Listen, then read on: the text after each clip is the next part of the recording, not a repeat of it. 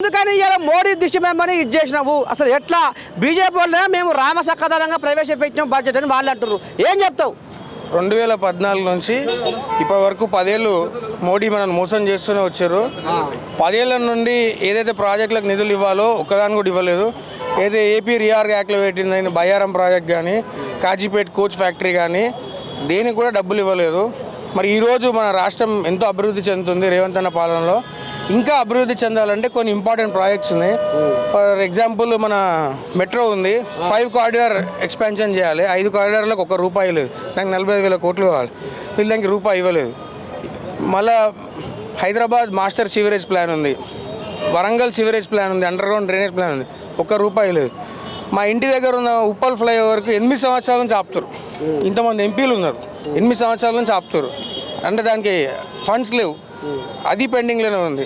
అట్లా బీజేపీ ఏ దానికి కూడా డబ్బులు ఇవ్వట్లేదు. బీహార్లకు మాత్రం రేపు ఎలక్షన్స్ ఉన్నాయి కానీ ఉన్న డబ్బులన్నీ వాళ్ళకే ఇస్తున్నారు, పక్క రాష్ట్రాలకు ఇస్తున్నారు. సౌత్ ఇండియా నుంచి అత్యంత ట్యాక్సులు పే చేస్తున్న రాష్ట్రాలు సౌత్ ఇండియా నుంచే ఉన్నాయి. అసలు తెలంగాణ కూడా దాంట్లో one of the big key role play చేస్తుంది. మన దగ్గర నుంచి తీసుకున్న డబ్బులలో కొంచెం కూడా మనకు తిరిగి ఇవ్వకపోవడం చాలా దురదృష్టకరం.